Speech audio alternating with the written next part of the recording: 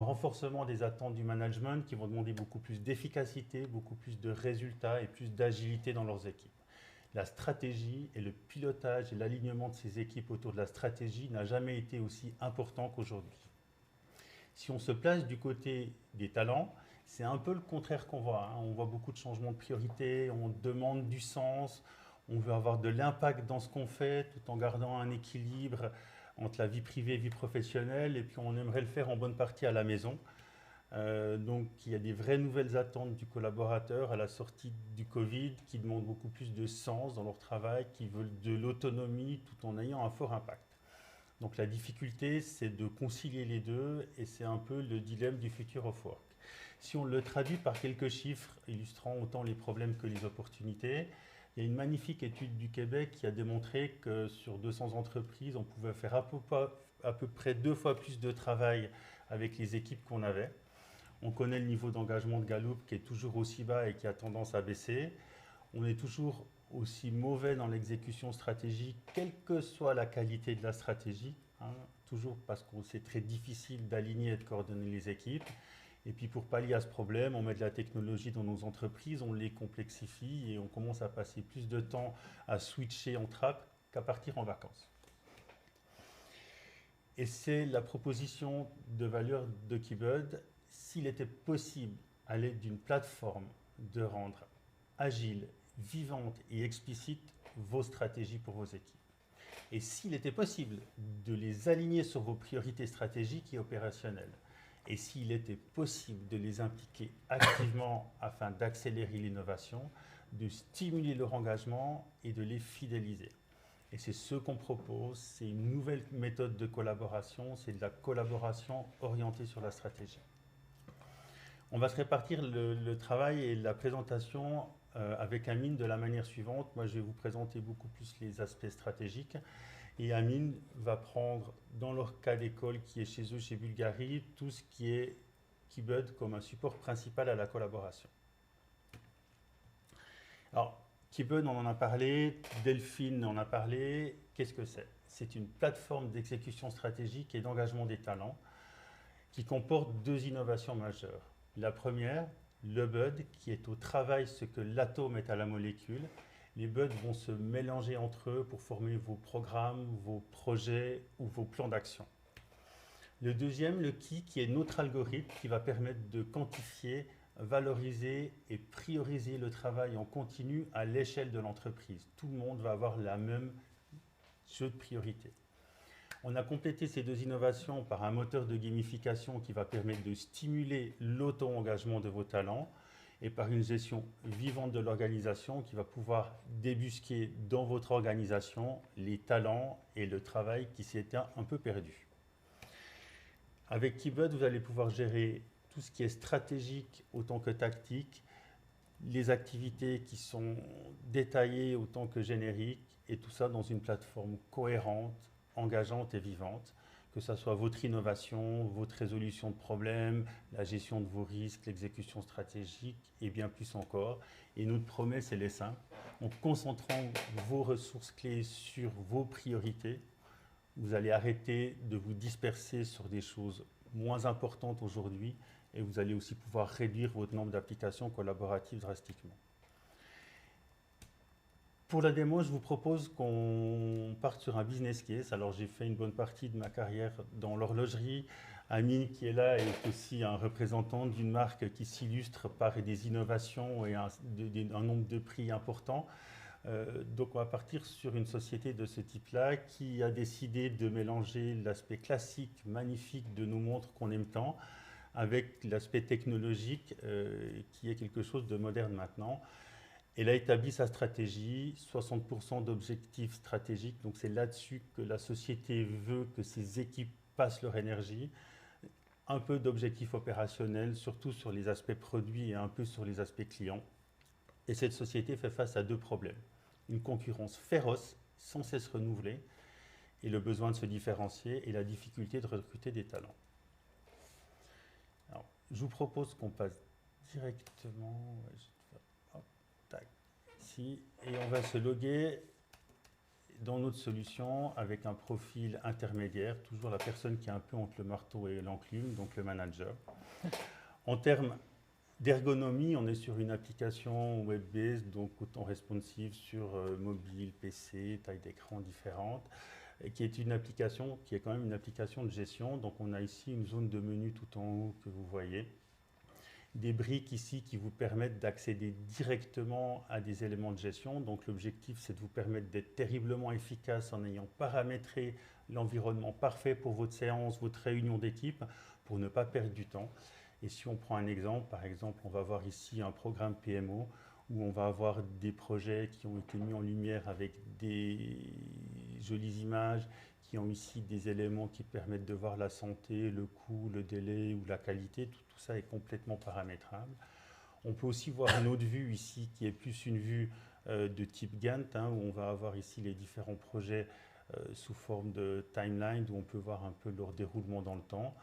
On peut encore changer de vue pour avoir des vues qui sont plutôt listes. Donc c'est différentes manières de voir le travail qu'on a, mais celle qu'on préfère parmi toutes, c'est celle qui vous permet de voir le travail sous forme de carte. On aime ces cartes parce que vu qu'on veut focaliser les gens sur les priorités, dans une colonne, on n'en voit que 4, quel que soit le nombre de cartes que vous avez dans les colonnes. Donc vous allez voir les plus prioritaires. Et toutes les cartes sont classées avec ce chiffre qui est en haut, qui est ici la priorité ou l'importance. Donc on voit, on a tous les chiffres les plus gros qui sont en haut. Quand on prétend vouloir remplacer 14 ou 15 applications par une seule application, on peut être effrayé par le volume de données et la capacité de rechercher ces données. Donc ici, on a fait une recherche qu'on appelle recherche intuitive, qui permet très facilement, si par exemple je cherche une équipe ici, de zoomer directement sur une équipe et d'avoir juste les PUD, donc les objets qui sont disponibles dans l'équipe. Et puis si je veux voir ce que fait Sylvain dans cette équipe, on va pouvoir directement zoomer sur ces différentes choses. On peut dézoomer, on peut changer, on peut naviguer. L'objectif de cette recherche, c'est de vous permettre de rechercher les choses comme vous réfléchissez et pas d'être pris dans un moteur de recherche qui est compliqué, bien qu'il soit disponible. Si on ouvre cet écran ici, on voit qu'on a tout plein de possibilités de recherche. Notre nom s'appelle KeyBud. Donc on a dit, on a deux éléments, on a le key et le bud. L'énergie, on verra comment on la gère. Donc le key, ce que je vous propose, c'est qu'on crée un bud pour comprendre ce que c'est qu'un bud. Un bud, en fait, c'est un objet qui va pouvoir prendre différentes natures. Ici, on peut avoir un projet PMO qui va avoir un certain nombre d'attributs. On pourrait avoir des idées, on pourrait avoir des problèmes, on pourrait avoir des projets. Et ce bud, quand on le crée, si je crée ici une idée, à ICT, on a une volonté, c'est que ça soit aussi simple que le mail. C'est-à-dire que je crée un titre, je crée un contenu, je peux lui mettre des pièces jointes et ensuite je vais le partager dans l'organisation qui est derrière. Et l'organisation va me permettre de retrouver les différentes équipes par rapport à leur spécialité. Donc on aura besoin d'intelligence connective, d'intelligence artificielle pour avancer sur notre projet. On va avoir besoin certainement d'études de marché.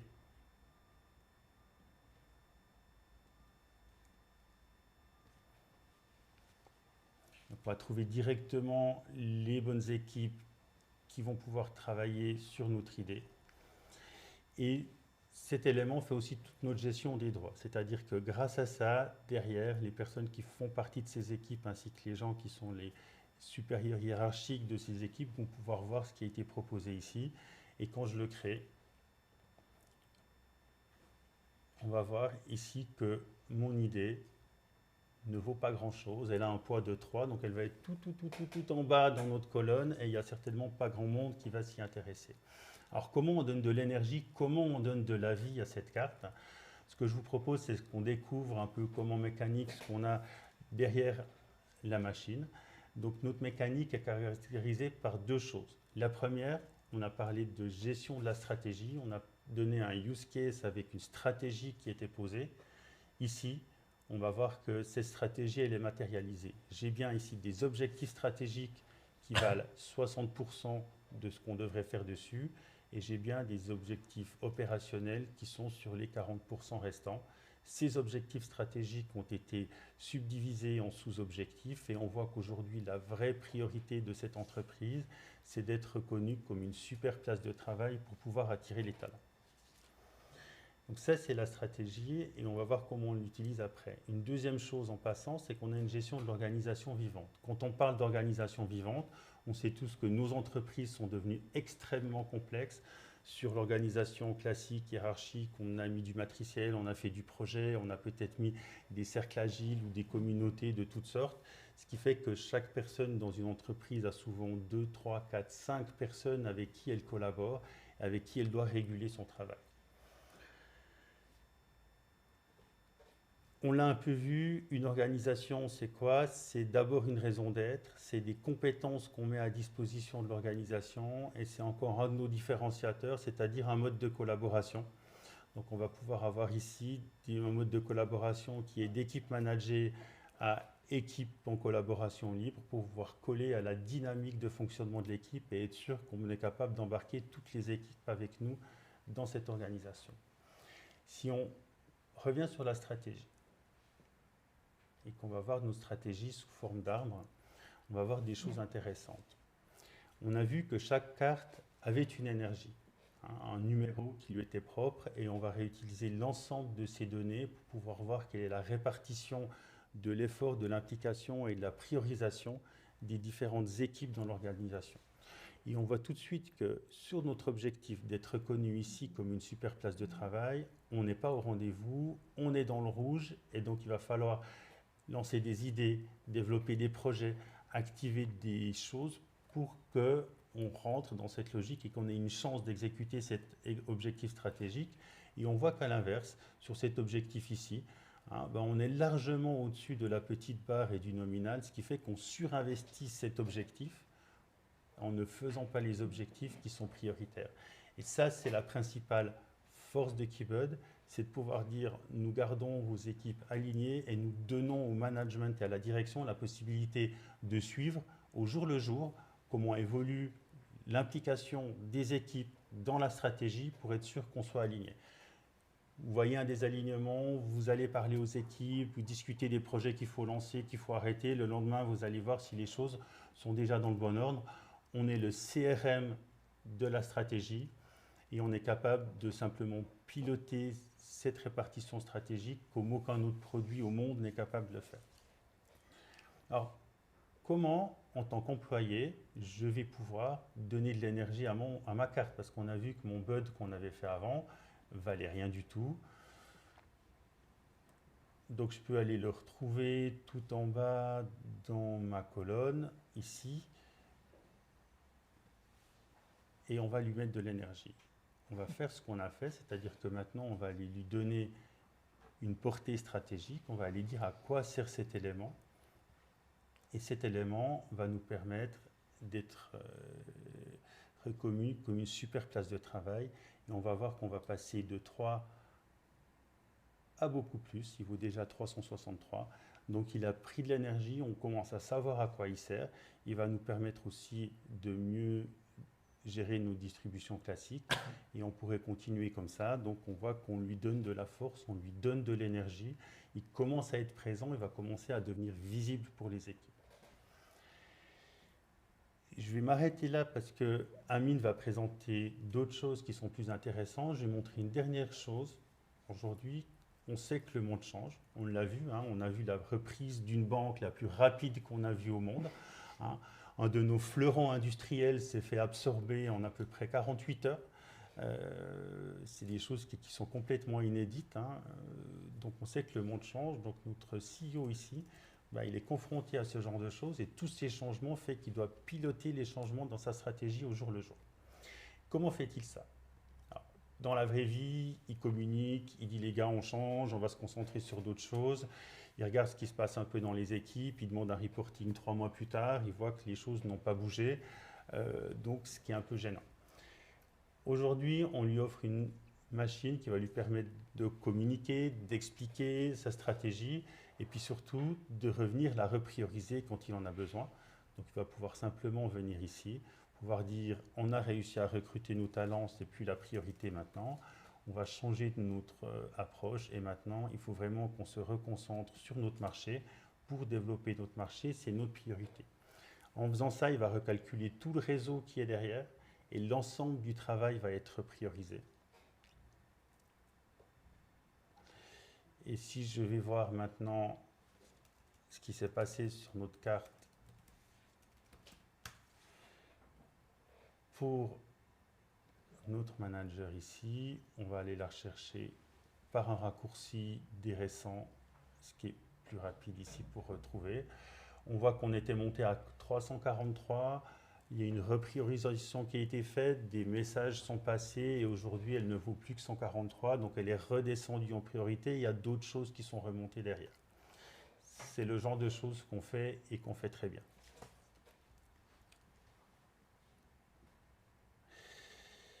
Alors, je vais revenir sur la présentation et je vais passer la parole à Amine et lui passer aussi le câble HDMI pour qu'il puisse vous présenter un cas d'utilisation très intéressant sur la partie plus opérationnelle de l'utilisation de Keybud.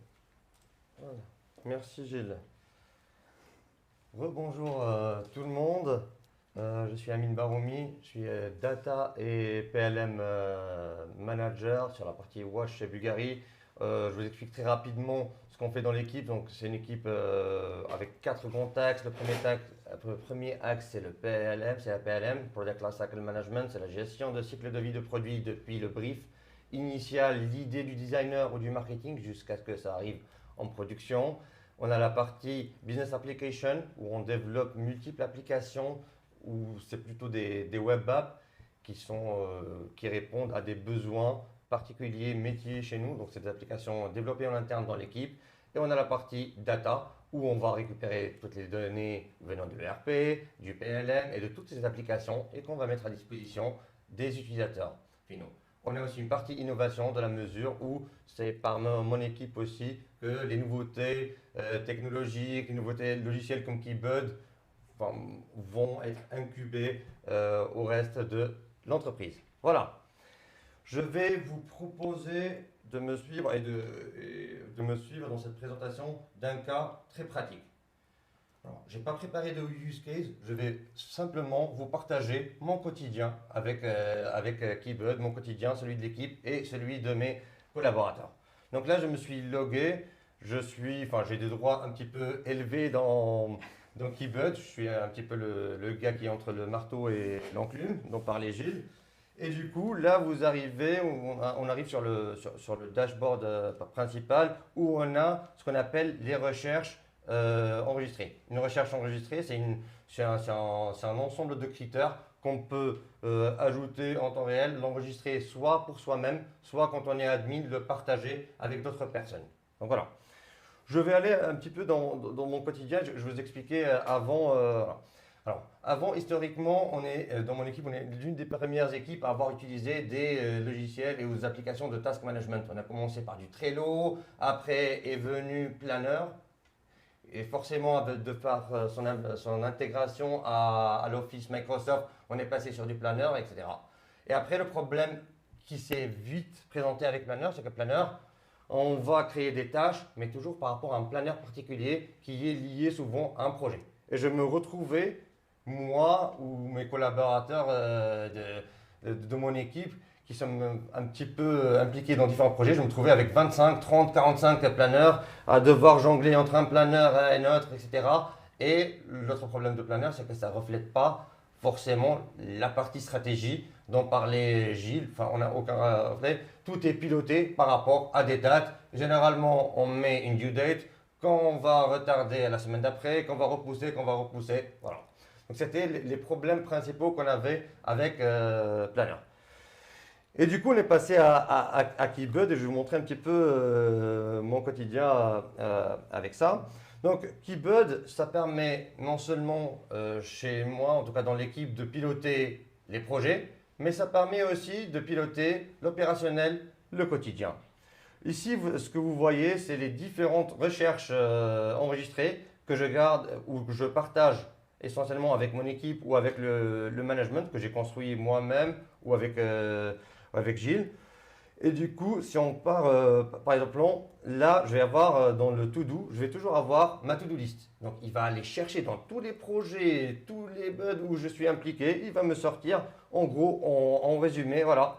Voilà ce que j'ai en cours, je suis en train de faire. Voilà ce que je vais bientôt démarrer et voilà ce qui est en préparation, en discussion. Donc, en un coup d'œil, je peux entrer, il va checker tous mes dashboards, il va me présenter dans un même endroit ce que j'ai besoin de savoir. Je vais passer à un autre onglet qui est très intéressant. Alors, une spécificité aussi dans mon équipe, c'est que la partie opérationnelle, on va la gérer aussi sous forme de sprint agile. Alors, c'est des sprints de 1 mois, entre lesquels il y a une semaine de latence, mais on a remarqué que, il y a des tâches qui n'appartiennent à aucun projet, et deux, il y a des tâches où, c'est de l'opérationnel. Généralement, on va nous dire, il faut cette date pour telle date, etc. Donc, plutôt que de mettre des du-tête dans l'équipe, on a des sprints d'1 mois et on va dire, on va faire un sprint review de l'opérationnel. On va dire, pendant ce mois-ci, on va faire ça, ça, ça, ça, ça. Et c'est ce que vous voyez, par exemple, ici. Donc là, vous voyez, c'est vraiment, on peut, l'affichage, il est complètement flexible. On peut customiser ce qu'on voit. On peut afficher par avancement. On peut afficher par équipe. Là, j'ai choisi, par exemple, ici, d'afficher pour chaque membre de l'équipe les tâches qu'ils ont à faire. Donc là, vous voyez, par exemple, par rapport à l'opérationnel, toutes les tâches qu'ils ont pour ce sprint. La carte aussi, alors je vais peut-être basculer en mode clair, ça sera un peu moins déroutant, mais moi je suis un grand fan du dark mode. Donc là, on revient à ce que Gilles a déjà montré, mais là vous voyez aussi, par rapport à du planner aussi, les cartes ou les cartes ou les buds sont 100% customisables. On peut choisir, on peut le faire soi-même, afficher les informations à afficher, etc. On peut aussi customiser les champs et dire, là, par exemple, on a rajouté le champ avancement estimé, etc. Tout ça, c'est 100% personnalisable. Et du coup, par rapport à chaque recherche enregistrée, ici, on a customisé des cartes pour avoir déjà en un coup d'œil, très rapidement, les informations qu'on veut. C'est-à-dire là, le nom du bud, s'il a un projet peur, là c'est rare dans les sprints, mais il va s'afficher ici. On va voir l'avancement du projet. Ça, c'est très intéressant aussi dans Keybud dans la mesure où il va aller voir aussi les bud fils. Donc, c'est ça la relation aussi qu'on n'a pas dans Planner Error, c'est qu'on peut avoir des buds et avoir des fils qui sont liés. Donc, il va avoir toute l'arborescence. Il va calculer automatiquement l'avancement par rapport à l'avancement des buds fils et ça va se refléter ici dans la jauge d'avancement qu'on a choisi de rajouter ici. On voit aussi un coup d'œil la date, la due date du sprint et le nom du sprint. Donc, ça, c'est par rapport au sprint. Je passe à une autre utilisation. Dans mon équipe aussi, on gère beaucoup de tickets informatiques, avec des outils comme ça, de ticketing, de type ServiceNow, etc. Le problème des tickets, c'est que dans 90% des cas, ça va être vraiment des vrais tickets, mais dans 10% des cas, on va avoir des demandes de projets masquées sous forme de tickets. Dans ce genre de cas, on a choisi de gérer ça sur Keybud. Ça veut dire que le ticket, si on estime que c'est vraiment, il y a plus d'un jour de travail dessus, on va créer un bud de type incident. Donc, on peut aussi customiser, créer des types de bugs particuliers. Vous voyez ici, il est de type incident. Il a des champs customisés de type numéro d'incident. Et dedans, il a aussi un affichage particulier dans la mesure où il va indiquer directement le nom d'incident sur la page d'accueil. Ainsi, on va gérer. Là, on voit que j'ai par exemple 4 gros tickets pour cette période on devra gérer en mode projet, etc. Un autre affichage très important, et là on passe vraiment au niveau de granulosité au-dessus, c'est l'affichage projet. Ici, j'ai fait un affichage pour mon équipe et pour aussi mon supérieur hiérarchique, mon boss, où j'ai pour chaque personne de l'équipe les projets qu'il gère en ce moment.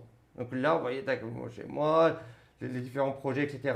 Ce qui est intéressant aussi, c'est que je vais aussi voir, par exemple, les projets qui ne sont pas dans mon équipe. Là, vous voyez, par exemple, Monsieur Daniel, il n'est pas dans mon équipe, mais je le vois aussi parce que ce projet Space, c'est un projet croisé entre un autre projet qui est, vous voyez ici, Farewell Odros et Space. Et là, comme on a des tâches en commun, je vais voir aussi que ce projet-là, il est en partagé avec cette personne-là. Donc là, vous voyez tous les projets pour mon équipe. Donc, en un coup d'œil, je peux voir pour la personne, tac, Joachim, il est inclus dans 5 différents projets et je peux voir l'avancement, etc. Donc ça permet aussi d'avoir une vue macro. Tout ça, vous contrôlez vous-même, vous mettez votre organisité. C'est ça que j'aime bien dans cet outil. Une autre vue, je pense, qui va être très intéressante aussi pour gérer les projets. Donc là, alors attention les yeux, là il s'agit d'un méga projet avec plein de bugs dessous.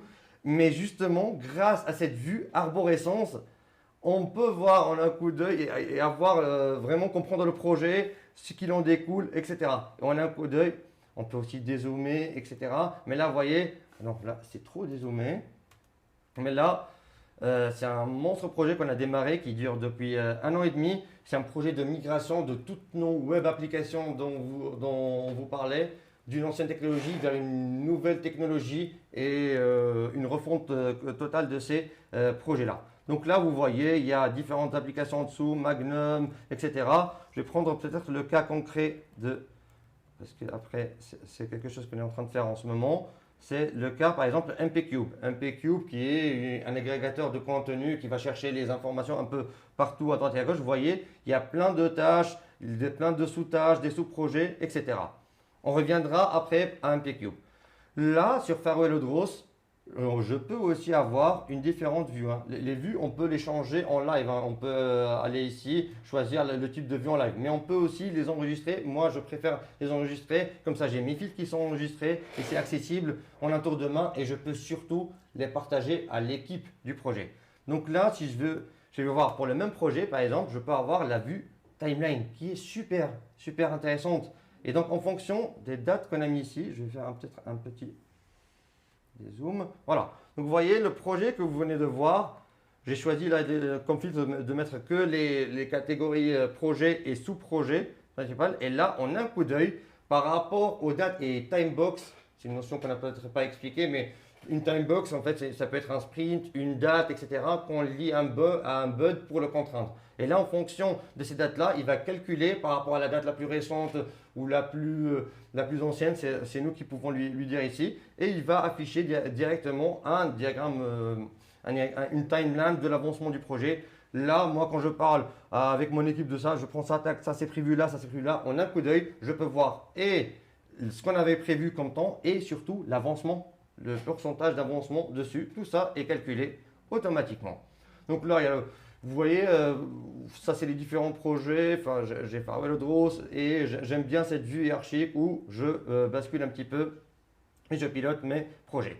Vous vous souvenez du sous-projet MPCube? Ben là, comme on est à fond dessus en ce moment, on peut aussi faire une sorte de recherche avancée liée au projet. J'ai même comme ce projet, il est 100%, comme tout notre projet de développement, géré en méthode agile Scrum.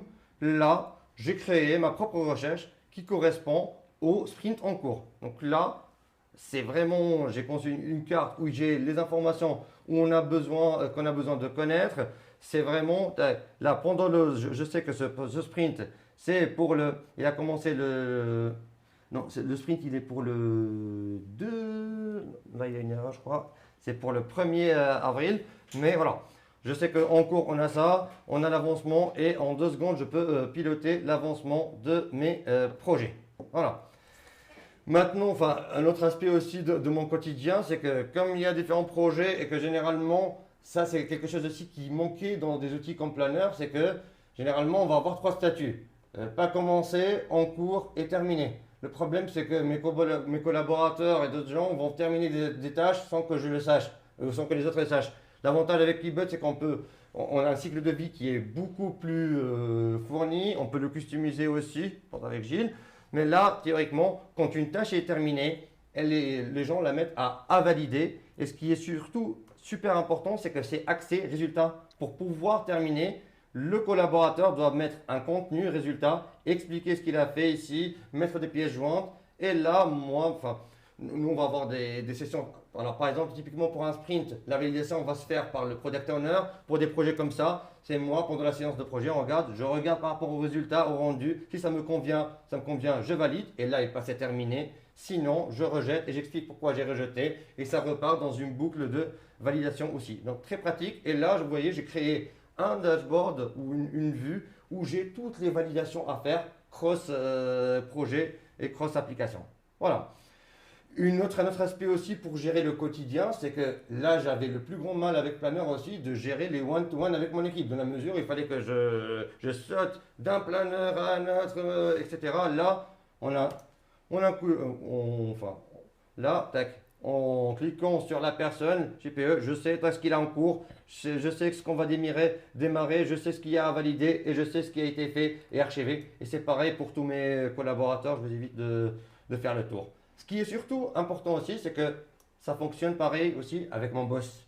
Donc avec mon boss, par contre, je ne vais pas lui montrer tous les projets parce que lui, voilà, on a une demi-heure, on doit être très succinct et très précis. Donc sur les différents projets où je dois lui donner un feedback, où ça avance, etc. Enfin, c'est ça aussi la force de l'outil, c'est qu'il est customisable, on peut imaginer l'utiliser comme on veut. Là, j'ai créé un tag qui s'appelle One-to-One PSA. Donc à chaque fois que j'ai besoin de parler d'un projet en particulier, je vais rajouter ce tag-là, il va sortir et là, je vais noter, enfin, il y a tout aussi déjà qui remonte depuis les bud fees dans le journal de bord. On n'a pas eu le temps de détailler ça, mais c'est très très pratique. Là, vous voyez, comme c'est le bud pair, on va tout qui va remonter des autres bud fees. Généralement, ça suffit pour parler du projet. On pourra aussi rajouter des notes, des commentaires. S'il y a une décision à prendre, je vais la noter ici, etc.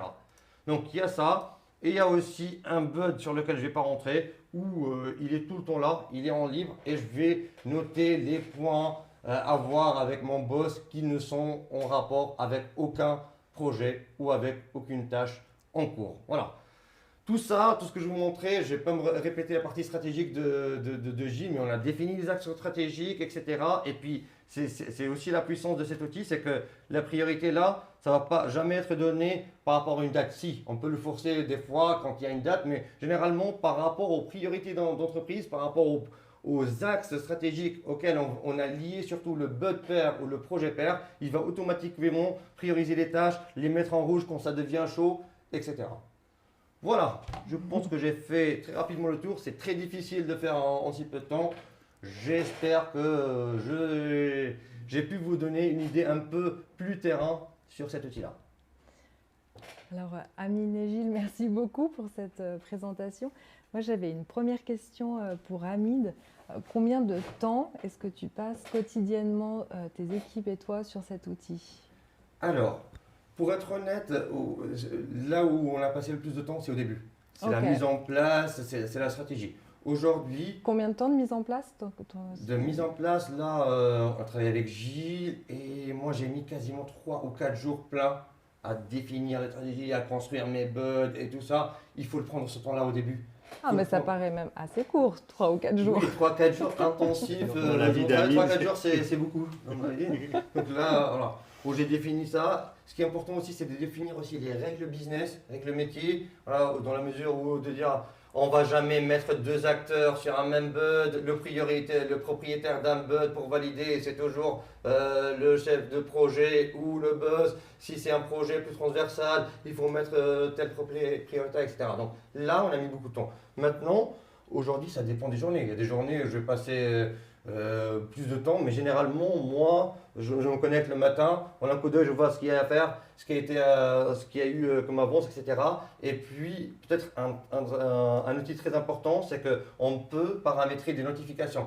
Moi, je déteste être spammé par des notifications toutes les 5 minutes. Là, je paramètre une notification globale qui arrive à 18h30 tous les jours, où j'ai un résumé de tout ce qui a été fait sur tous les bugs. Et là, voilà. Là, je passe, on va dire que en moyenne, je passe 30 à 1 heure par jour. Après, ça dépend. Et au niveau des équipes, est-ce qu'il y a ce même enthousiasme de travailler avec la plateforme et de quotidiennement en fait, la renseigner pour faire avancer les projets? Alors, l'enthousiasme, ça dépend. Il y a des gens très enthousiastes, ils sont dedans, ils ont adoré l'outil, tous les jours ils sont dedans, ils ne peuvent pas vivre sans. Il y a des gens, comme souvent, où c'était plus difficile de les mettre dans l'outil. Il faut savoir que quand on arrive au début, on a tous ces bugs, on dit « Oh, c'est quoi ça ?» Donc il faut savoir les accompagner, leur expliquer et surtout, c'est ce que je dis, simplifier le plus possible l'outil. Donc oui, l'enthousiasme, ça dépend. Il y a des gens qui adorent, il y a des gens qui aiment moins. Mais ce qui est important dans ce genre d'outil, c'est que ça soit piloté enfin, ça fasse partie de la stratégie aussi d'entreprise, mais c'est surtout aussi, des fois, j'oblige. J'aime pas faire ça, mais des fois, j'oblige, je dis. Enfin, ce que je dis dans l'équipe, c'est que des fois, je dis, si tu fais un truc, c'est pas dans Keybud, pour moi, tu n'es pas en train de le faire. C'est ça. Est-ce que justement, il y a tout un rôle, un outil de gamification que Oui. tu as mis en place? Oui. Je voulais avoir le retour sur est-ce que ça a un impact concret au niveau des équipes, et puis peut-être creuser un peu le sujet parce que je trouve que c'est très intéressant en tout cas au niveau de Keybud d'avoir cette gamification. Alors, la partie gamification, pour être honnête pour l'instant, c'est pas la partie qui pousse le plus les gens chez moi à l'utiliser. Pourquoi? Parce que c'était un choix aussi. On a choisi, enfin là ça fait pas longtemps qu'on utilise l'outil, ça fait un an et demi. On a choisi déjà de mettre en place l'outil et puis de commencer à utiliser, à challenger les gens par rapport à cette partie gamification, etc. Aujourd'hui, on n'a pas beaucoup de challenges par rapport à ça. Il y a certaines personnes, enfin il y en a, ça commence, j'ai une ou deux personnes qui disent moi j'ai plus de points, etc. Mais pour l'instant, comme on était en période de mise en place, je pense qu'elle va venir dans les prochaines périodes. Et toi, Gilles, ouais, On va peut-être présenter brièvement nos moteurs de gamification. Le principe est simple. Quand on participe et quand on soumet, quand on fait quelque chose, on peut gagner des points une fois que le résultat est validé. C'est-à-dire que tant qu'il n'y a pas quelqu'un qui a dit le résultat, il est exactement ce que j'aurais voulu avoir, il n'y a pas de point qui est distribué. Et on va distribuer des points. Si je prends par exemple, je prends un profil plus collaborateur ici, on va distribuer des points par rapport à la manière dont ils ont utilisé l'outil sur un certain nombre d'axes qui est visible ici. C'est-à-dire qu'on est capable de détecter les aspects créatifs d'une personne, donc quelqu'un qui va amener des idées, qui va amener des choses possibles, des nouvelles manières de voir le monde, on va l'identifier. On va identifier un autre profil que j'aime bien, c'est celui qui voit le monde en problème puis qui a tendance à s'y noyer, donc il ne faut pas trop lui demander, mais il est tellement précieux dans une équipe parce que si personne ne voit les problèmes, on est sûr qu'on va se prendre ses pieds. Et là, son alter ego, c'est de la personne qui est une machine à régler les problèmes et qui a tendance, si on ne lui donne pas des bons problèmes, à s'en créer tout seul pour avoir la joie et le plaisir de les résoudre. Donc, c'est des profils qu'on a. On va aussi identifier le facilitateur, la personne qui a la capacité d'organiser. Et puis, bien sûr, dans une équipe, il faut quand même des gens qui bossent. Donc, on va détecter ces différentes forces qu'on appelle, qu'on va pouvoir remonter en équipe et qui va pouvoir devenir une aide quand on veut enrichir une équipe en amenant le bon profil à l'intérieur. C'est quelque chose qui est le résultat de la manière dont il utilise l'outil, donc un peu de la manière dont il voit le monde, et qui est une information qu'on ne sait pas capturer autrement. Donc ça, c'est notre moteur et notre approche. Oui, alors sur cette partie-là, elle est très utile. C'est une partie très utile, c'est comme dans mon FIFA, je ne sais pas pour ceux qui y jouent, on choisit le joueur en fonction du spidergram et c'est très utile, ça commence à être de plus en plus utile, plus on utilise l'application, plus il apprend et plus le profil va être précis. Et ce qu'on remarque, c'est qu'au début, quand les gens jouent, parce qu'ils reçoivent une notification, quand ils ont gagné des points, il y a un moment d'excitation, puis après ça fait partie du quotidien. Et puis que de temps en temps, on va revoir son profil et puis on commence à se dire, tiens, je suis passé niveau 2 en créativité, il s'est passé ci, et ça crée une émulation, puis ça fait surtout des gens qui vont regarder leur profil et qui s'y retrouvent. Hein, je prends l'exemple d'une autre collaboratrice qui est une femme extraordinaire, qui a une capacité à organiser les projets, ben elle est au maximum en organisation et c'est flagrant et c'est assez génial de voir ça. Merci beaucoup. Alors j'ai des questions qui arrivent sur le chat de YouTube. L'outil permet-il de planifier la charge prévisionnelle de ressources humaines ou structurelles en fonction des activités et projets planifiés? Alors c'est un choix qu'on a abandonné depuis longtemps parce que on n'a jamais trouvé ni d'outils ni de méthodes qui permettent de planifier correctement des ressources humaines qui un jour se réveillent en pleine forme et plein d'entrain et le lendemain arrivent fatigués, sans entrain, pour essayer d'avoir quelque chose qui joue avec une personne qui va être très douée. Et Amine, c'est par exemple une machine à réaliser tout un tas de tâches qui va faire ça en 2 heures et son alter ego qui va être bon sur d'autres choses mais qui va prendre 6 heures.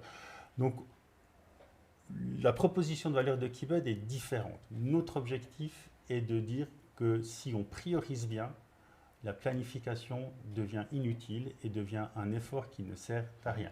On a tout mis en place pour avoir une priorisation dynamique, pour que les gens sachent en permanence les sujets sur lesquels il est le plus important de mettre leurs énergies et qu'on soit capable de concentrer les forces des équipes sur les sujets prioritaires.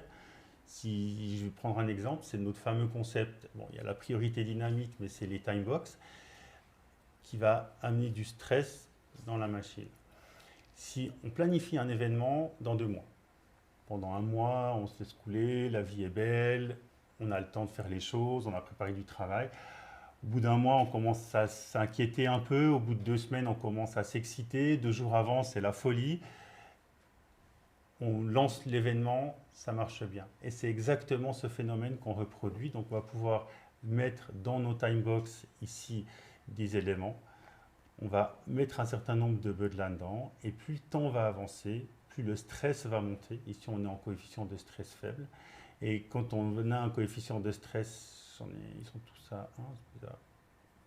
On n'est pas stressé. Voilà, ici, il y en a un qui est à 11.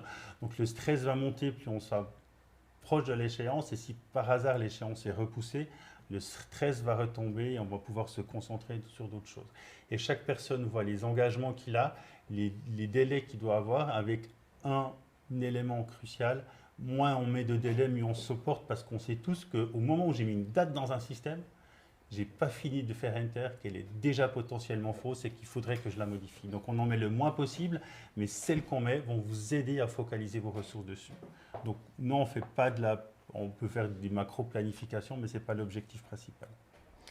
Et puis je voulais juste revenir sur le temps de mise en place. Alors on va pas prendre ton exemple puisque c'est peut-être un peu exceptionnel, mais en gros pour une entreprise, Gilles, est-ce qu'il faut avoir une stratégie un peu définie? Ah oui, tu as une slide là-dessus. Donc on a mis au point, à force d'expérience, une méthode qui est très très efficace et qui est basée sur la stratégie. L'objectif principal, c'est qu'on commence à charger les équipes et la stratégie. Donc on monte les axes, on monte la stratégie sur celle que vous avez. Une stratégie, ça peut être une stratégie comme on l'a vu, les objectifs, le où vous avez envie d'aller. Ça peut être votre stratégie produit, les produits qu'on met pour nos clients. Ça peut être les clients que vous servez ou les segments de clients, et ça peut être vos risques, et ça peut être un mélange de tout, de 1, 2 ou 3 axes.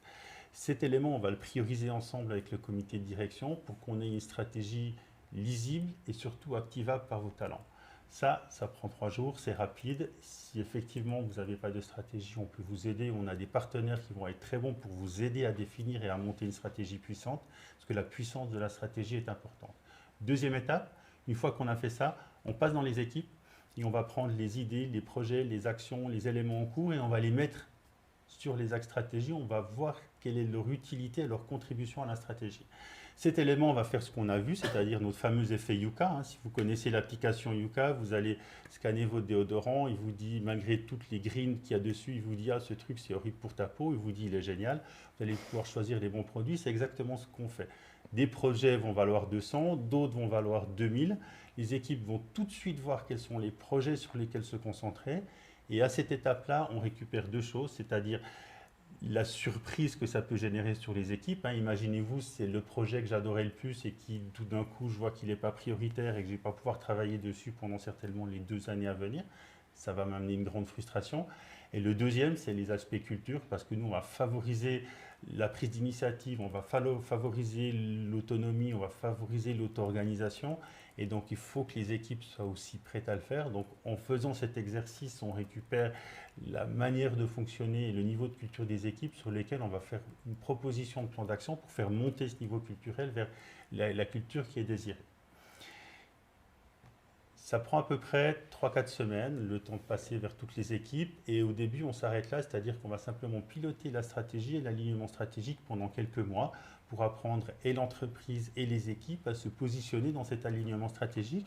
Et une fois qu'on a fait ça, on va descendre au niveau d'admin, c'est-à-dire qu'on va gentiment ruisseler dans les équipes et commencer à changer les planeurs qu'ils ont, le fichier Excel qu'ils ont, l'autre outil qu'ils auraient pour gérer leurs éléments, pour gentiment qu'ils puissent tout regrouper dans Keyboard. Mais la priorité, c'est cet élément-là et c'est une étape qui va très très vite. C'est-à-dire qu'en 3 mois, on va faire passer d'une stratégie qui est pilotable à l'ancienne avec un reporting tous les 4 mois qui n'est pas toujours à jour, à une stratégie qui est pilotée au quotidien avec des équipes qui sont orientées, qui sont alignées et qui participent dans une boucle de rétroaction sur cette stratégie. J'en arrive peut-être à la deuxième question. Quel est le coût en termes d'échelle d'installation de Keybud dans une entreprise? Alors, en termes de conseils et d'accompagnement, un premier volet, on se rend compte qu'on fait beaucoup d'accompagnement métier, plus que d'accompagnement système. Le système, on va le mettre en place en 2-3 jours de travail si vous avez les idées claires.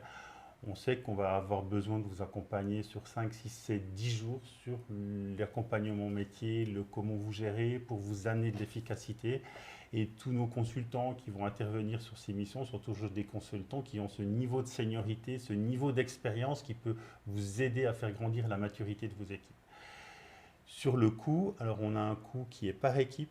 Dans notre business model, nous, ce qu'on considère, c'est que c'est l'équipe qui crée de la valeur. On veut favoriser le collectif et on a un coût par équipe qui va être entre 100 et 200 francs par mois selon les différentes fonctionnalités qu'il y a, avec un socle qui est tout l'aspect stratégique où on est en 350 pour une toute petite société et 3000 francs si on est chez Nestlé, en gros. D'accord, sur un mode souscription. Alors, merci beaucoup. Je prends une autre question. Vous avez parlé de Bud père et Bud fils. Combien de niveaux de sous-Bud peut-on créer pour structurer un grand projet complexe, à titre d'exemple? Il n'y a pas de limite. L'objectif, c'est que chaque Bud doit être pertinent. C'est-à-dire que le Bud représentera un travail à réaliser où la personne qui est acteur de ce Bud a l'autonomie nécessaire de le réaliser. Donc, il n'y a pas de limite. Vous pouvez faire 7, 8, 10, 15 niveaux. Alors, il y a un moment où il faut rester, savoir raison garder. 2, 3, 4 niveaux, c'est bien. Il faut peut-être challenger un peu vos méthodes d'organisation. Il faut voir comment on organise le travail pour rester agile et puis pas créer des mastodons, mais il n'y a aucune limite technique. Notre objectif, c'est de coller à votre réalité. C'est-à-dire que votre réalité, si vous gérez un projet avec beaucoup de complexité, cette réalité, il va falloir la représenter. Et donc, vous allez pouvoir le faire. Moi, je dis, Oui. seulement par rapport à ça, alors techniquement, on peut aller jusqu'à N level, ce que je ne conseille pas. Là, je reviens encore une fois, théoriquement, pour un projet comme vous avez vu là, qui est costaud, on va aller jusqu'à 4-5 niveaux.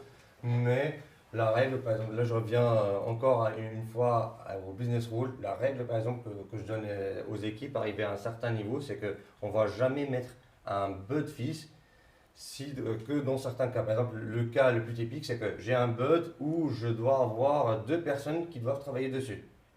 À partir du moment que c'est 2 personnes qui travaillent dessus et qui ne travaillent pas en même temps dessus, à ce moment-là, on va diviser le Bud et en faire 2 Buds avec la partie de chacun. Mais à partir du moment où on arrive au niveau où on comprend ce qu'on doit faire et qu'on n'a pas de division de tâches, c'est là où on arrête.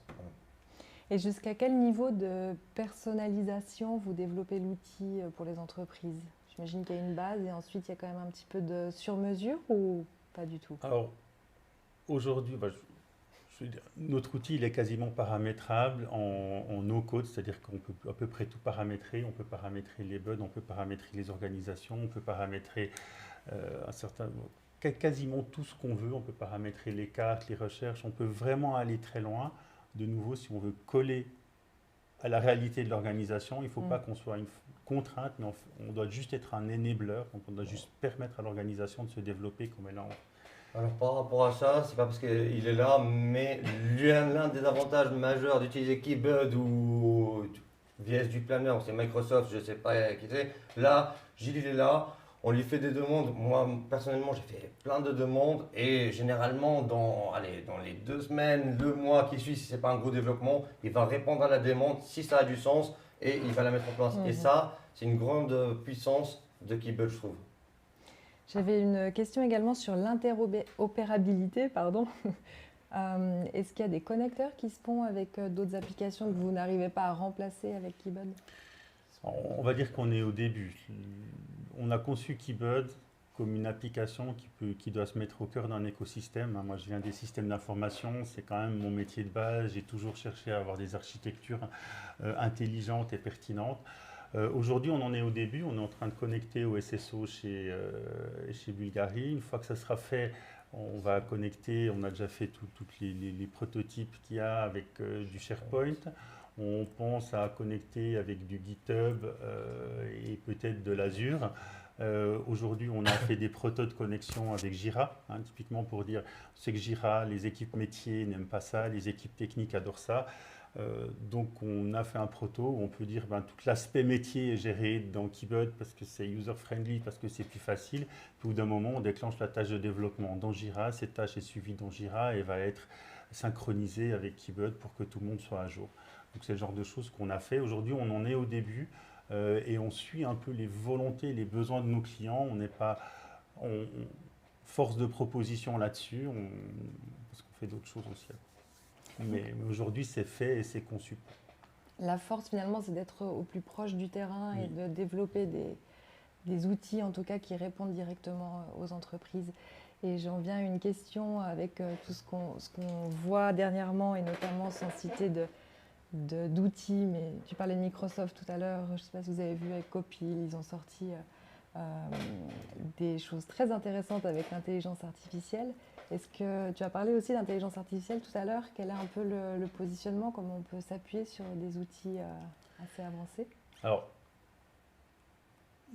ce qu'on est en train de... On a commencé à discuter avec la HEARC, pour ne pas les nommer, sur un projet qui doit viser pour être à nous le premier noyau de l'intelligence artificielle qui nous intéresse, c'est-à-dire qu'aujourd'hui, on est en mode discovery. On partage des idées, des projets, des choses à faire dans les équipes et les gens qui ont intéressé vont pouvoir prendre l'initiative d'en devenir acteurs, mais on n'est pas dans une recherche dynamique. Aujourd'hui, ce qu'on veut faire, c'est faire du matching, c'est-à-dire de dire demain, par rapport à ce que tu as fait dans cette entreprise, ce projet, cette idée, elle est pour toi. Tu vas faire des miracles dessus.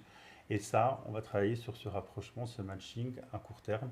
C'est ce qu'on aimerait faire d'ici dans la prochaine année qui va venir pour compléter et permettre de créer encore plus de valeur et surtout permettre aux talents de s'exprimer plus facilement. Là où je vois des voies de développement pour Keybud, on va discuter dans le machine learning, c'est de pouvoir apprendre l'habitude de certains users et d'automatiser des tâches. Alors, sans rentrer dans les détails, mais je vois plein de petites applications dans le système aussi d'attribution des QI, c'est pour apprendre, etc. Voilà. Ouais, c'est chouette, j'aime bien votre relation parce qu'il y a demande, réponse, ça fait évoluer On va en parler. les outils tout à l'heure dans la voiture. Amine, est-ce que tu arriverais à définir un peu un gain d'avoir installé Keybud au sein de tes équipes et de l'entreprise en général? Alors le premier gain, j'en parlais tout à l'heure, c'est de pouvoir avoir dans un même outil toutes les tâches de mon équipe en un coup d'œil, sans avoir même dans le même outil avant avec Planner, c'est de ne pas avoir à jongler. Voilà. Deux, c'est la partie visuelle. Je suis quelqu'un de très carré et organisé, j'aime bien ça, ça me détend de voir mes trucs bien devant moi, avec les dates, etc. C'est l'essentiel gain. 3, c'est aussi au niveau de la communication avec mes équipes, c'est beaucoup plus simple. Je déteste envoyer des mails quand il ne faut pas. Et du coup, là, au lieu d'envoyer un mail, on voit des fois le lien vers le bug. Je lui dis voilà, le bug, il clique dessus. Voilà. Donc, il y a des gains pour moi, pour le management, il y a des gains dans la communication et voilà. Et après, le gain aussi, c'est de pouvoir aussi, pour moi, utiliser un nouvel outil et de pouvoir l'introduire avec Gilles au reste des équipes. Et ça, c'est un gain pour nous parce que généralement, ces outils-là, si nous, on ne commence pas à les utiliser, ça va être difficile de les mettre dans les autres équipes. Voilà. Au niveau d'une PME, donc Keybud peut s'intégrer dans tout type de PME, dans le sens au niveau de la taille ou même de l'activité. Oui. Et est-ce qu'elle doit avoir déjà bien préparé sa stratégie de collaboration ou est-ce que tu les aides aussi dans cette construction? On va les accompagner de nouveau. Notre client idéal et notre cœur de marché, c'est une société d'abord qui a envie d'évoluer résolument vers son futur. Alors, on pense que c'est important, on pense que c'est fondamental, mais une société qui a décidé de faire son business as usual, je ne pense pas qu'elle a besoin de nous et qu'elle bénéficiera de notre outil. Donc c'est quelqu'un qui a dit, ma boîte, elle va aller dans cette direction et je veux le faire avec un peu d'énergie dessus. C'est très important. Et la deuxième des choses, c'est une société qui a envie de le faire avec ses équipes. Parce que le but, c'est de ne plus être la personne qui tire la locomotive qui tire ses wagons, mais d'être plutôt sur un bateau qui est poussé par ses équipes et qui permet d'être le capitaine de son bateau, qu'il le dirige dans la direction où il a envie d'aller. Ça, c'est les éléments fondamentaux. En termes de taille, alors on voit hein, dans ton équipe, c'est une petite équipe et ça apporte déjà beaucoup de valeur. Sur une société qui fait du mandat, qui fait du projet, on pense qu'à 20-25, ça peut apporter beaucoup de valeur, c'est à peu près les chiffres qu'on a. Et sur une société qui est plutôt de type industriel ou qui a des services complètement packagés et industrialisés, on va plus être sur une taille de plus de 100 personnes pour que ça devienne réellement intéressant. Magnifique. Est-ce que on arrive à la fin de cette tech démo? Je ne sais pas si vous avez envie de rajouter un petit mot de conclusion. Alors, moi, je rajoute, hein, j'étais super content d'avoir l'opportunité de présenter nos produits et surtout de le faire avec Amine qui est ici présent. Et j'ai beaucoup de plaisir à voir comment Amine utilise le logiciel parce que quelque part, on a eu un accompagnement au départ. Maintenant, il l'utilise de sa propre manière, il fait évoluer les choses. Et quand je vois comme il l'utilise, je suis séduit parce que c'est l'utilisation qu'on avait dans nos rêves les plus importants, où on peut vraiment gérer tout un tas de choses. Et de voir qu'on y arrive et de voir qu'il le fait avec autant de facilité, c'est super génial pour moi. Donc, enfin, je vois ça avec beaucoup de plaisir et je dois dire que des fois, je vais un peu regarder ce qu'il a fait de nouveau avec un peu de curiosité, puis je me dis, il est quand même bon ce garçon. Bon, bien, un très beau moment en tout cas. Merci beaucoup. Merci à toutes et tous d'avoir été parmi nous durant cette heure. Nous allons poster la vidéo replay de cette tech démo et puis on vous enverra également un message pour avoir votre retour et également les contacts de Gilles et de l'équipe Keybud si vous êtes intéressés. Alors bon appétit et on se retrouve le mois prochain. Merci.